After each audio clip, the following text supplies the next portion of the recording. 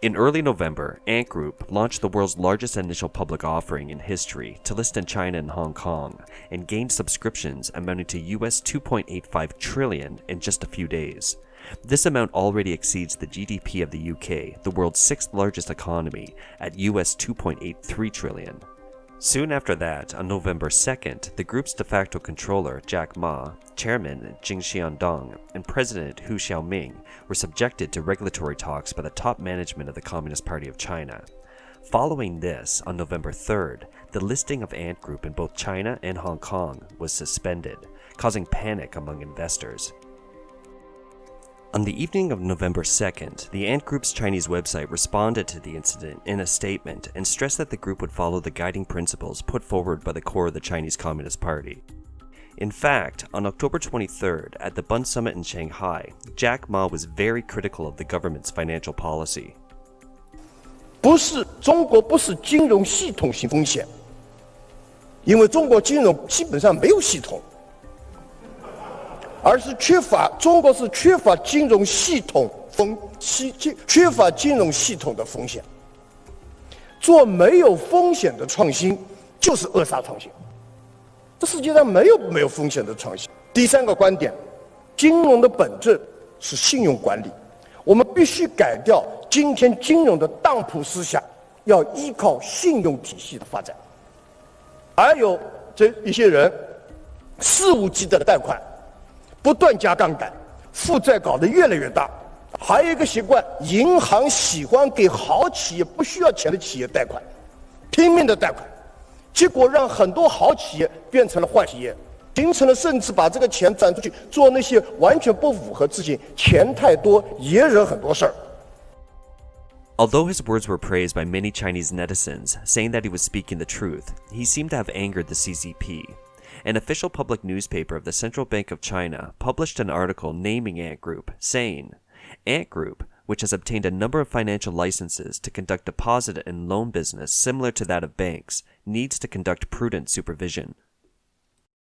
What makes the top CCP officials and banks mad? Jack Ma's Alibaba Group is one of the largest conglomerates in the world, with services covering e-commerce, cloud computing, entertainment, e-tailing, communications, third-party payments, and more. Nearly everyone in China's 1.4 billion population has used an Alibaba service at least once. Alibaba announced its US IPO in 2014 with a size of $25 billion, surpassing the world's largest IPO record of $22.1 billion set by the state-owned Agricultural Bank of China in 2010. Controlled by Jack Ma and the Alibaba Group, since 2015, Ant Group's main businesses include microfinance services, and they have acquired and invested in several third-party payment platforms in India, Korea, Norway, and the UK. At the beginning of 2017, Ant Group spent $880 million to acquire Texas-based U.S. remittance service company MoneyGram, but the deal was vetoed by the U.S. Foreign Investment Review Board, CFI-US, on national security grounds. Many people are not familiar with FinCEN. It is a bureau of the U.S. Department of Treasury. FinCEN's mission is to safeguard the financial system from illicit use, combat money laundering, and promote national security through the dissemination of financial intelligence. To many people, Ma is a successful Chinese private business owner, and he was widely seen in China as a role model for commoners struggling to rise to the top.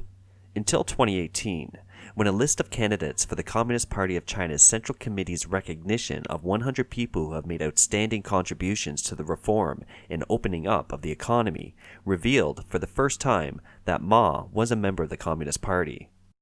If Jack Ma is a member of the Communist Party and shares benefits from it, why did he criticize the government? This stems from the CCP's system of operations and its desire to control everything.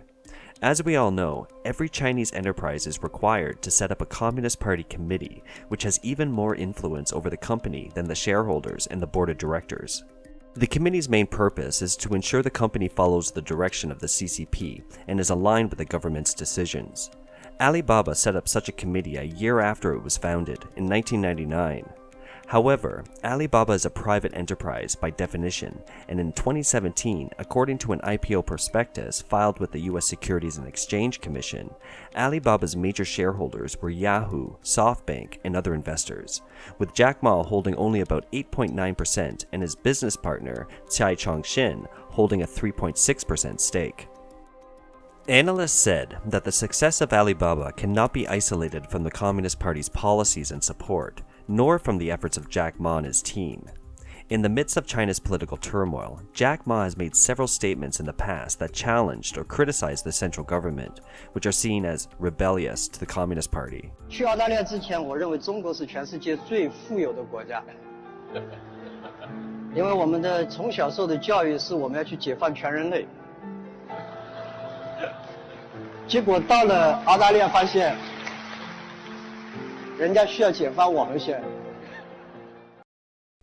Moreover, an incident shocked netizens in August last year, which happened just a month before Ma announced he was stepping down as chairman of the board.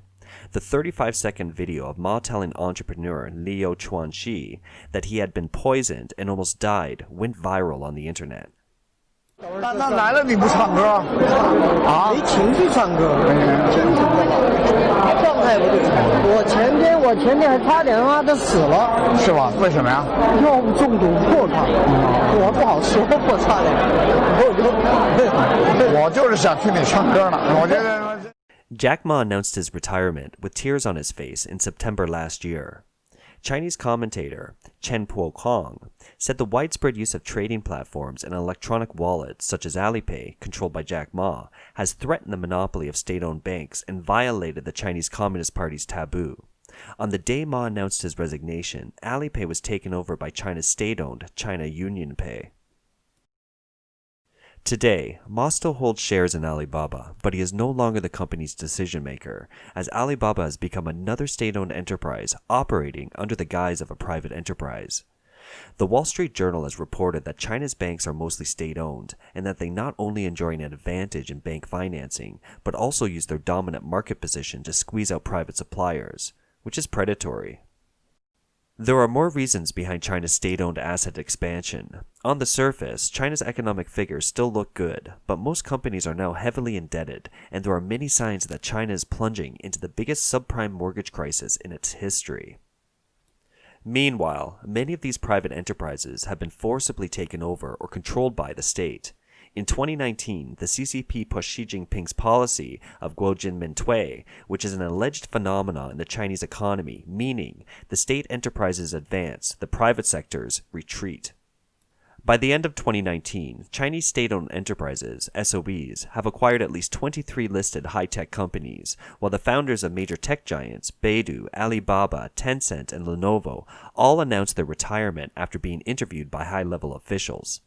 The Chinese Securities Journal also found that the operating rights of 165 listed companies in China changed hands, a 60% increase compared to 2018, in which 44 of them were acquired by state-owned enterprises or government-owned investment companies with a total market value of $120.1 billion. On September 15th, state media Xinhua News reported a united front document on private enterprises in China, calling on all private economic operators to be politically clear and to maintain a high degree of consistency with the party.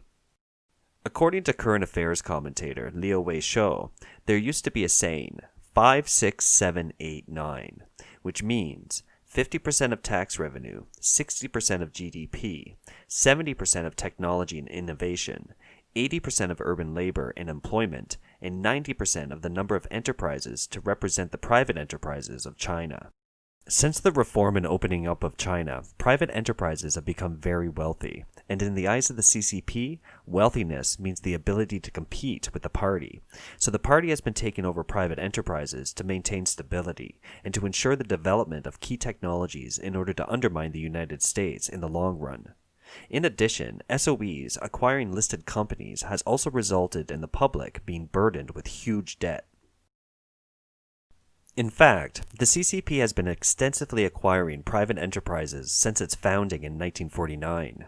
by implementing a nationwide public-private partnership for all industries during the wave of its socialist transformation in early 1956, resulting in the disappearance of century-old traditional enterprises and brands. And the majority of famous national brands that survive to this day are now owned by various levels of the CCP party. From the creation of private enterprises to being ruled by the Chinese Communist Party, being watched, being controlled and forced to retire, Jack Ma is a perfect example of modern private entrepreneurship in China. Analysts point out that in China, SOEs are in fact Communist Party enterprises, and the state enterprises advance while the private sector's retreat campaign is equivalent to communizing private assets once again. In addition, Xi Jinping coined the term double cycle this year, claiming that the domestic cycle is the main target of China's economy, with the international capital flow complementing it. For years, international capital has been pouring into China in search of opportunities to make money, but now the CCP is not letting them leave with their assets in hand. In an interview on September 17th, Mingju Zhang, a professor of political science at the National Taiwan University, said Beijing's original development impetus, such as infrastructure investment and real estate investment, is no longer enough to drive the economy. They originally planned to use Huawei's 5G and the Belt and Road Initiative as a new development impetus, but now they are also facing an international blockade. Since I was last here, the world has witnessed more examples of CCP efforts to coerce and control its citizens.